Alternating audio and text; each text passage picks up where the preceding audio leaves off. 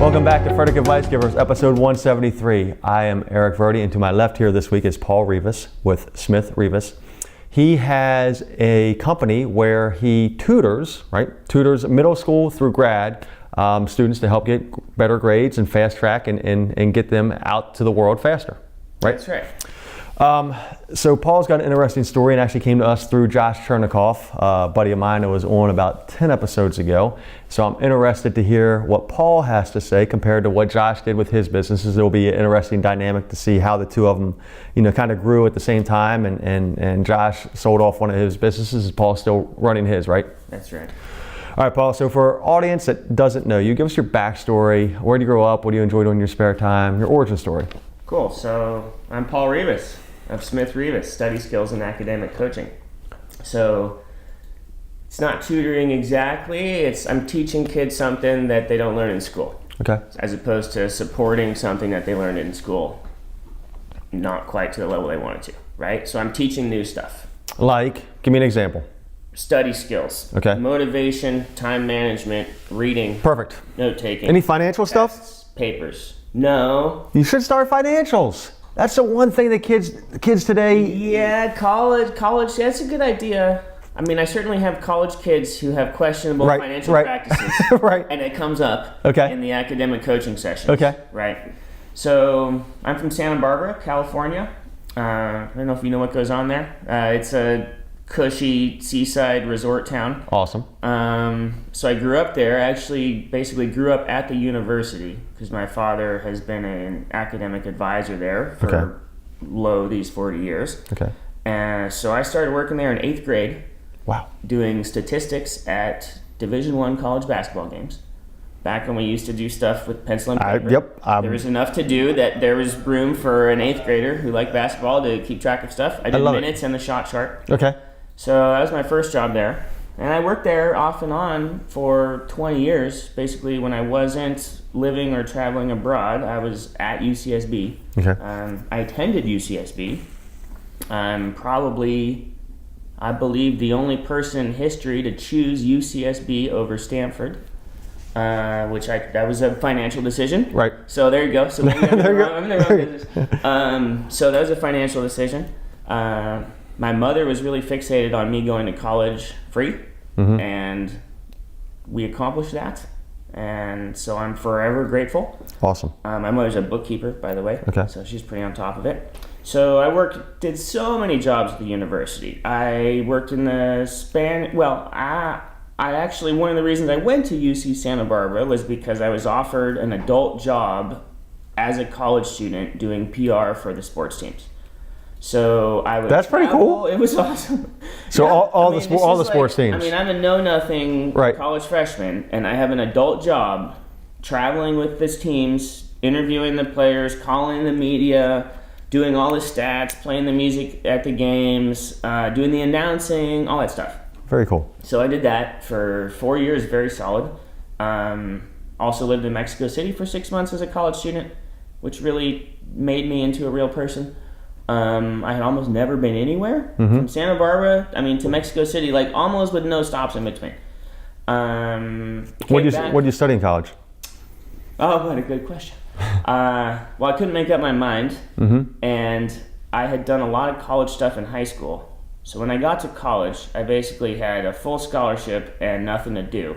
So I stayed extra, and I did 3 majors and a minor for which I did everything but the last class. So I majored in math and sociology and Spanish, and the minor was in athletic coaching, and I did everything but the coaching piece. Gotcha.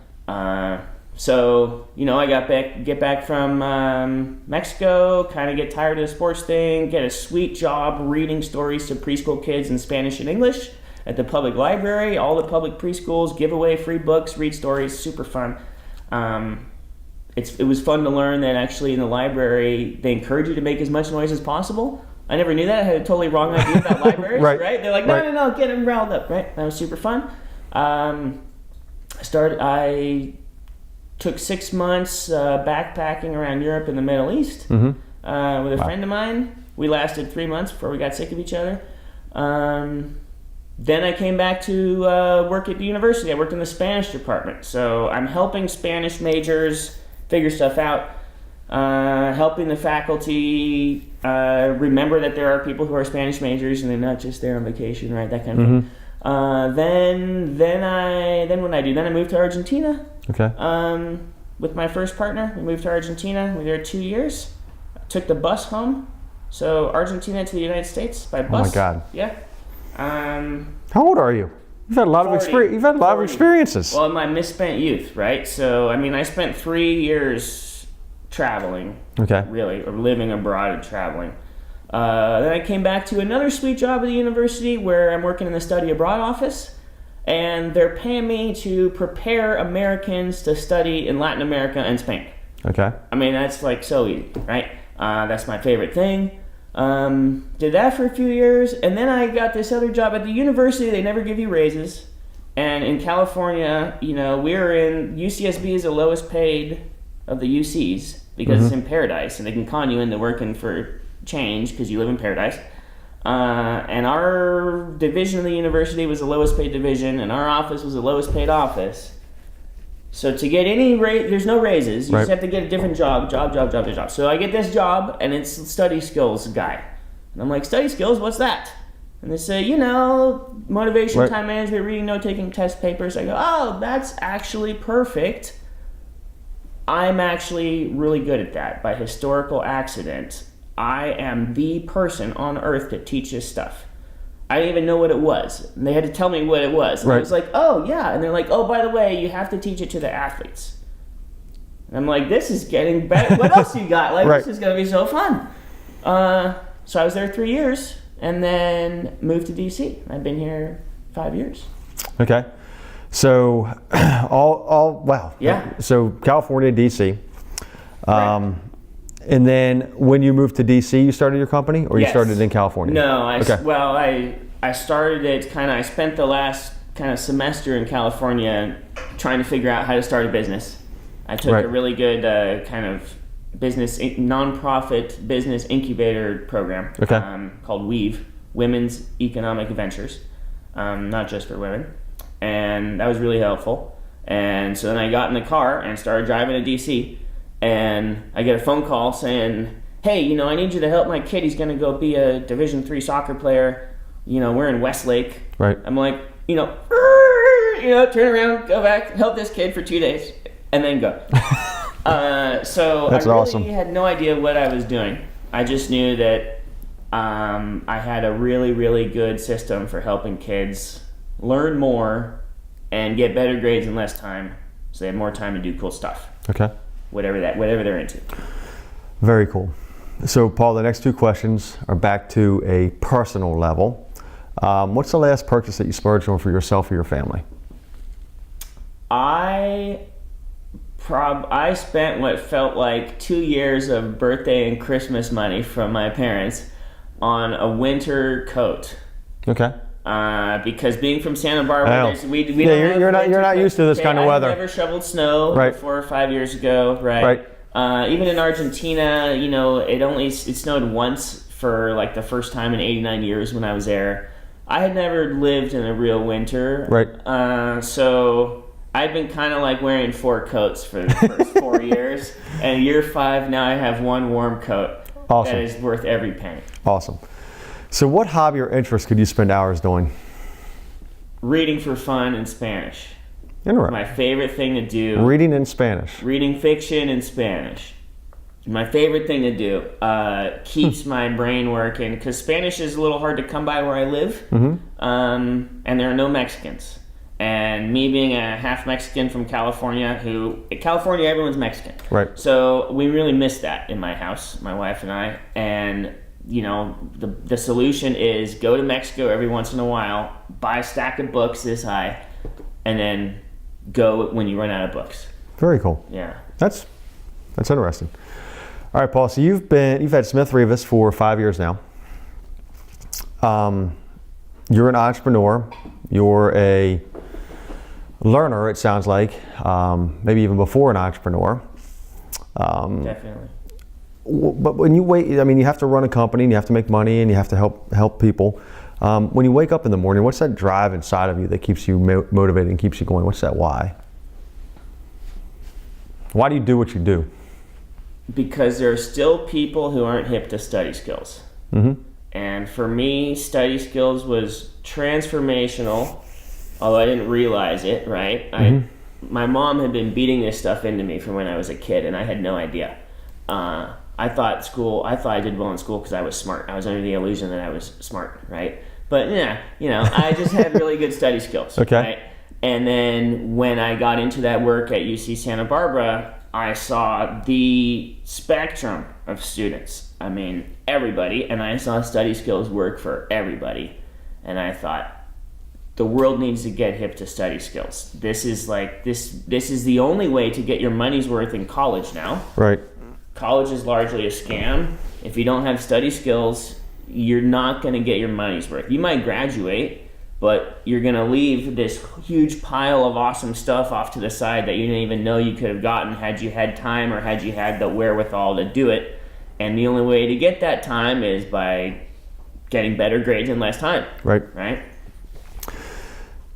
So would you mentor? Do you mentor or tutor? What do you say you do? So teach, mentor, tutor. The first 6 hours, I'm teaching students study skills. Okay. And that's middle school through grad school. So I have a So is there a set course? Is there, you're doing 1-on-1? Are you doing 15? Are you doing? So it's 1-on-1. Okay. 6-hour course, usually 1 hour a week for 6 weeks. Okay. Me coming to you. And then after that 6 weeks, I give you a foolproof summary and instructions for how to use those study skills going forward. And everything is specific to your circumstances, right? So whether you go to a school where they specialize in X or a school where they don't allow Y, everyone's got to learn the same 6 skills, but you learn them in the context of what you're facing. So then at the end of the 6 weeks, I give you a summary and possibly your parents, if they're paying, and then everyone's on the same page, and then you decide whether you want a weekly or bi-weekly kick in the pants, or whether you're good until you get harder classes next year, or whether you're just going to be off and running and go nominate school now. So the first 6 hours is me teaching study skills, and then anything after that I describe as academic coaching. But I only do that with people who I know have study skills. Okay. Or at least know what they're supposed to be doing. Okay. I've got students who know what they're supposed to be doing, and they just don't do it. Right. And they're fine with that. Right. And I am too, right? I mean, I'm just here to push as hard as people want to be pushed. Interesting. I mean, I think there's a position for you in other fields too, especially with entrepreneurs, business owners. It's occurred to me that there's many business owners, entrepreneurs that don't know how to, take one of those many books over there that I've read and implement a strategy from those books. Right. What the old saying, ideas are shit without implementation. A lot of people have great ideas or read ideas or can comprehend ideas, but it's the implementation that a lot of people get stuck. So I think there's avenues to help even entrepreneurs and business owners. But let's move on to the next. So what advice, Paul, would you give somebody just starting out in the entrepreneurial world? What's a shortcut that you've learned over the last 5 years that's helped you? So what helped me was knowing that I had the best product on earth. Okay. I'd had that figured out. But you're the product. No, the 6 hour course is the product, right? So do you have other people teaching this course, or is it just you? My sister, who did 4 majors to spite me. Okay, you did 3, she did 4. Okay. Yeah, she's going to start teaching this stuff in LA.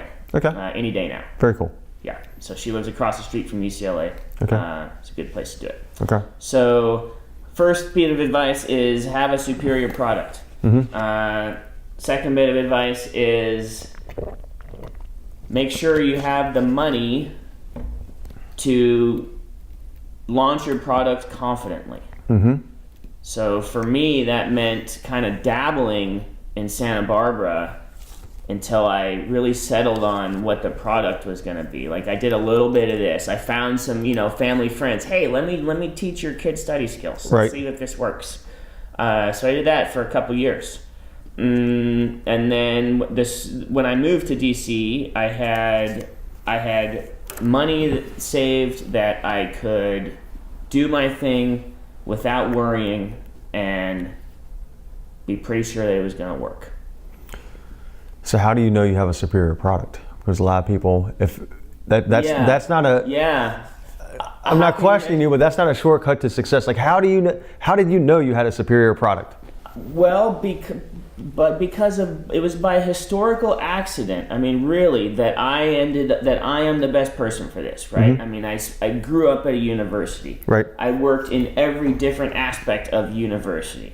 I helped every type of kid. I probably most importantly, I took every type of class, right? I mean, my three majors were science, humanities, social science, right? And then athletics. So I did 7.5 years of undergrad between high school and college. Okay. So, I mean, I've literally taken... So did you develop these 6 principles? I adapted them from what the university offered in the Study Skills Center. So I got there, and they were doing a dozen things. And I'm like, half of these things are repetitive or not helpful. Or like patently, scientifically disproven. Mm-hmm. So I honed it to the 6 hours, and then I thought for a minute, like, okay, who else on earth has worked at a university for 20 years and did 3 majors and has been to 35 countries and is genuinely interested in every single person to the point that you can help anybody? I'm like, and I thought, well, that's me. So it's not feasible that somebody else could have done these things. Right. Very cool. So total accident. That's how. Awesome. Yeah. Well, on the flip side of that, I'm sure you've had people you've talked to or that have helped you out during your entrepreneurial journey the last 5 years, or maybe just a learning experience. So what's either a piece of bad advice that you got or something that you learned along the way that you can impart to somebody else that didn't work like you thought it would? Right. So when I first got to this part of the world, I was really hungry for work. Mm-hmm. So I did, anything that paid, anything remotely tied to my thing. And in retrospect, I think that was out of fear. And I think I lost a couple years of productivity maybe by doing some subcontract stuff. Okay. Like every once in a while I get offered a Spanish tutoring gig. And I couldn't say no because Spanish is my favorite subject, right? I offered a Spanish teaching gig extremely part-time. I took that, right? Because for fun. I couldn't resist. I always wanted to be a Spanish teacher. But, it wasn't until really this year is the first year that I'm focusing solely on my thing. Okay. No matter how enticing the other stuff. For a few years there, I was helping Chinese and Indian kids get into Ivy League schools and up. And that was fascinating. I learned a lot, but I only need to do that for 3 years until you crack it. You're like, okay, I get it. I can do this. And then I don't really need to do this 900 more times. Right. So don't take subcontracts. Okay. Don't do other stuff for other people. Shut up and do your thing, and it will advance much faster. Like this year, I look at what I'm doing this year compared to, and I'm doing stuff, everything that I'm doing this year was on the list in year 1. Right. But I was too busy doing other stuff for other people. Yep. Subcontracts end up being twice the work for half the money and just a pain in the butt, right?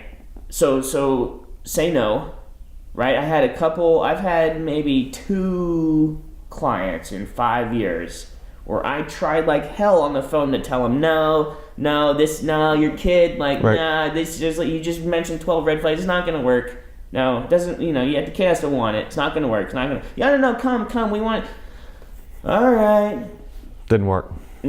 Various reasons they a couple times, maybe twice-ish. Right. Right. And I told them no, and they said yes, and I'm like, okay, don't do that. Right. So Paul, in the last 3 years, what's a choice that you've made that's led you to where you are today? Well, I'd say it was to finally get off my butt and write a book. Okay. So I've written 4 books previously, unpublished, for practice, not about study skills. Okay. And kind of halfway through my time at UC Santa Barbara, I figured, I need to write all this down and do a study skills book. And then it wasn't until September of 2017 that I had kind of an opportunity to do this. I got offered a house sitting gig in Santa Barbara, 10 days. I'm like, this is it. This is my chance. I guess how I prefer to write long things is just hole up and write all day until it's done. So I'm like, this is my chance, 10 days. I called my old boss. I said, I'm going to go write a book. What should I write? Right. And he said, write about the kids you've helped. And I was like, that's good enough. Okay, here I go. And I did it. And I wrote all day, for 9 days, finished in 9 days. The first version. And that, and then, then found a publisher. Then really that has prompted me to get off my butt and do all the stuff that I knew I should have been doing before, like blogging every single week, awesome stuff, like aligning myself with more than just the most obvious people whose businesses kind of coalesce with mine, and really becoming more involved, being on a board of a nonprofit in a field that's related to my work, and really just kind of super duper focusing on my thing. And this was all prompted by the need to have an apparatus to let people know about the book. So I didn't have a MailChimp list before this year. Right. I've done so many substantial blog projects. This is so easy for me. And I didn't do it for years because I was too busy doing other people's stuff. That's 9 days. So it's the book, right? So that was 100 pages. Right. 25,000 words, 9 days, all day. And then got my boss to edit it and then pitched it to some places and they're like... So you had a publisher? Yes. So the publisher said, if you had 50 more pages, this could be a proper book with a spine.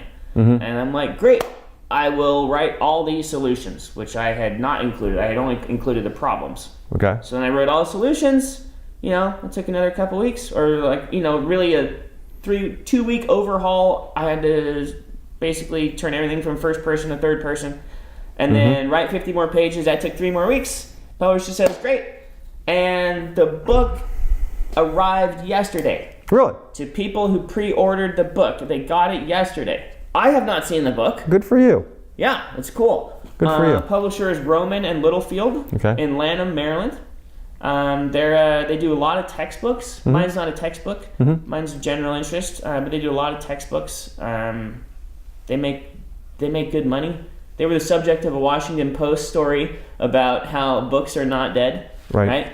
And they show the grinning owner of Rowman and Littlefield in a huge warehouse full of books. He's like, nah, this is great. He's like, the trick is huge margins, right? In terms of not huge margins on book sales, but, author pay is minimal. Right. And, the book costs something and they have a captive audience and students. I don't know. Right. I don't know if my book will be adopted by certain university courses. That'd be cool. But it's written for parents and for students. It's aimed at parents. What's the name of the book? This book will not be on the test. Awesome. The Study Skills Revolution. Awesome. So you wrote the opposite way that when I wrote this book. Yeah. So I learned this strategy from Eugene Schwartz, was sit down and I would write for 33 minutes and 33 seconds at a time. Cool. Literally phone off, and you could go 2 or 3 sessions. Right. But literally for that block, and you might get 200-300 words, whatever it is, but micro bursts. So this took me 18 months to write, which was fine. Yeah. That's how Jake Tapper wrote his recent novel. Is it? 10 minutes at a time, right. In airports. Right. Yeah. Totally. So that's, there's... that's a great way to do it. There's different strategies. Yeah. You do some research, you have your outline, and then you kind of either tell stories throughout the book or write on experiences or write from the research you've done. So very cool. 9 days is impressive. So I was in the zone, right? It's like its own thing. So why did you need a publisher? Because I did mine on CreateSpace. Right. So in the education racket, Okay. there are a lot of people with self-published books. A lot. And some of them are good. But some of them are self-published because they're not good. Okay. And no publisher would take them, right? Okay. I did not want my book to be confused for one of those. I want it to be incontrovertibly through a publisher. Assumed to be good, right? And I kind of, I assume there's no money in books. Like, unless you're Stephen King, like there's no money in books. There's not. So for me, it was worth the kind of bringing in the extra party to have that stamp that says this is good, or we think this is good, right? Somebody besides me saying this is good. Gotcha. Yeah. All right, Paul. So we met about 30 minutes ago. We've exchanged emails. I've sat across the microphone from 172 other entrepreneurs and business owners. I love meeting new people, and I learn from asking questions. I learn a lot from each interview. I took some notes here from things I've learned from you already today. I want to flip the script and have you ask me a question. How many hours a week do you work? Wow. Smart. Wow, that's a good question. If I'm awake for 17, 18 hours a day, I spend time with my kids, coaching them and doing other various things with them. I would say probably 12 hours a day, 7 days a week, 84 hours a week. Reading, writing, researching, implementing, taking care of clients. Like, if I have my cell phone, I'm pretty much working. Okay. So what percentage of those hours feels like work? Probably about 10%. Cool. Yeah, that's kind of. And that's the putting out the fires. Yeah. That's because what I do to this is enjoyable. So this is not work. I don't consider this work at all. I don't consider what I do for the Impact Club work. I don't really consider working with clients in real estate work. It's when I'm, when we've got big problems to solve, if contracts falling through in a house, or we've got home inspection issues, and I've got to get a septic guy out there. Even that's not really work, but it's a small amount that actually feels like work. It's much different than what I did prior.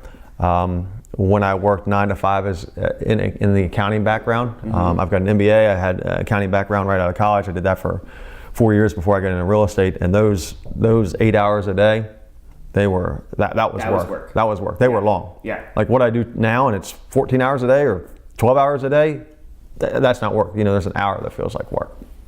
Yeah, I completely agree. Good question. So another question. How do I get people to read my book? So, is the purpose to get people to read the book or to position you as an expert? Can it be both? It can be both. So the book is everything that I teach. It's in there. Like the 6 hours, that's in the last third of the book. Right? So on one level, I'm just trying to hey, read this book. It'll solve all your problems. But I know that the parents are going to read the book, the kid's not going to read it, and the parents are going to want me to help the kid. So it has that function as well.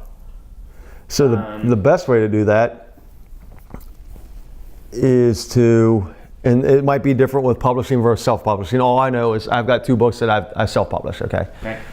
I know my cost to publish and print a book. Yes.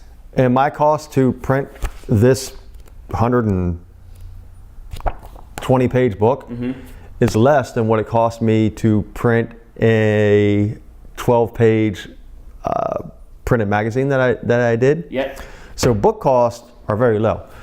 So I would suggest, giving. You have to talk to your publisher, but giving away copies for free, with shipping, $4.95 for shipping, whatever it costs to ship the books out, to get your book out there in society, to do it for some time. Even Tony Robbins, Tony Robbins, a motivational speaker, he gave away. So if what you're doing is to get your book out there, to get them to come to you, then absolutely that's a strategy. So Tony Robbins gave away money, the art. It's over there. Money, the art of something. He gave that away for free for 6 months. Okay, because he really wanted people to manage the game. He really wanted people to come into his world and come into his coaching program. Same thing that Gary Vee does. Gary Vee gives away his books. Russell Brunson gives away his books with upsells on the back end. That hey, you have a 2-hour consulting call, and that we normally do that for $297, and since you just bought the book, now you can do it for $47 or whatever to get your name out there, and or have the publisher just I've never done a book signing. You might want to do a book signing, but who's your audience for the book signing? Right. I guess you'd probably maybe do it at a school, maybe do it at a library. Right. I don't know, but good question. Did I maybe give you some insight? No, everything's helpful. Okay. I mean, I don't know anything. Right. I mean, I have a vague idea, and I'm like doing stuff. If your ultimate goal is to grow your company and get more students and get more people helping, then giving away your book for free, because you can give everybody the secrets to whatever. What 1% is going to actually implement. Right. If that, a half of 1% is actually going. Oh yeah. Okay. I mean, people by nature. So my book's not going to save the world. Your book in itself is not going to save the world. Okay. It's going to give the ideas. Right. That's why people can still the law of success, rich dad, poor dad. That's why Robert Kiyosaki can give away all the principles of. Are you familiar? Okay, yes. Robert Kiyosaki can give away all the principles of Rich Dad Poor Dad in his book, or in his in his course. He can do a free online course. Right. But it's like I said in the beginning. Ideas are shit without implementation. Okay. It's the implementation part that he helps out with, that he can get $10,000 a year coaching students. Right. Okay? Right. Because they don't know how to implement even when he gives out the blueprint. Right. Gotcha. Yeah, that's super helpful. Cool. So I got a lot of work to do. As always. Yeah. Good? Yeah. Any more questions for me? No, you go ahead. Okay. Okay. We can flip the interview here. Yeah. So what failure or loss, Paul, has helped mold you into the person you are today? And some people, they go on a personal level here, and some go business. So either way you want to go. Sure. So my partner of 9 years, we were married a few years, the woman who I traveled home from Argentina with. Okay. Did you meet her in Argentina? No, she's Scottish. Okay. No, I met her in Santa Barbara. Okay. We were on our way to divorce, and she died suddenly a year before I left Santa Barbara. So that was a big deal. So Santa Barbara was a small town, right? And when people get divorced, it's unpleasant for everybody, and everybody knows everybody 50 ways, right? And it's unpleasant. And so I lived in that for a year, and gained went to therapy once a month, and saw how things that I expected to happen did or didn't happen, right? With in this context of estranged wife dying suddenly. So I gained a lot of wisdom that year. I mean, every year, every time you have a birthday, you think you're so much smarter than you used to be, right? At least I do. So then, but after that happened, that's one of those big things where I told you I was a different person after I went and lived in Mexico City for 6 months. Right. That was kind of my first lifetime, right? I'm a different person after my wife died. Just way, yeah, I don't know, just different. Like, okay, like, wow, anybody, including your partner, could drop dead tomorrow. Wow. Better get on it, right? Better get on something. So I would say that I've had just kind of like a really good motor and a lot of urgency since that happened, and feel like I learned a lot about life on Earth in that year. Because some people are like amazing, and some people are disappointing, and some things that you're totally mental and doing everything in a mental way because you have this big loss. So like you're just like bumbling through. Everyone's bumbling through like idiots, right? And that bumbling, and there's a lot of clashing in that bumbling, and nobody knows what they're supposed to be doing. And having lived that for a whole year, like that's like I'm like, whoa, like I have a much better idea of what to expect from the world now, I think. Right. So it's been I grew a lot. Let's say that. I can't say. Yeah, I grew a lot in that year. Okay. So last question, Paul. Where do you see yourself in 3 years and then in 10 years? Sure. So in 3 years, in 10 years, I'll be teaching strictly grown-ups how to be more productive. Okay. Through a study skills lens, right? It's it's a science of learning, right? Everyone needs the science of learning. So in 10 years, I guess it's possible that I get sick of working with kids. I mean, I love kids, but in 10 years, maybe I'm not going to be as relatable to a kid, right? Maybe I have some adult students now, and it goes differently, right? So 10 years, maybe I'm working only with adults. In 3 years, the new product I'm developing will be around the country, and everybody will be talking about how effective it is. Awesome. Yeah. It's going to be really fun. I like the big goals. Yeah, they're realistic. I like them. Seems like it'll work. Awesome. All right. So, Paul, how would our listeners, viewers get a hold of you? Number one. Number two, get your book, if that's available right now. And number three, learn more about you. Cool. So, SmithRivas.com, Rivas. That's the website. So there's a blog on there, a thriving blog with tons of stuff. Start there. There's a lot of resources. On the motivation page, there's a lot of the stuff I use with my students. This is there for you, available all the time. This book will not be on the test, by Paul Smith Rivas, is available on Amazon and at any modern bookstore, believe it or not. Awesome. You go into any bookstore and anybody can ask for this book and they can get it for you. Then, if you determine that you need more help, give me a call or email info@smithrivas.com. Awesome. Paul, I appreciate you joining us today. Hey, thank you. That was awesome. Super fun. Listeners, viewers, I hope you enjoyed Paul's episode 173 on advice givers, and we are out.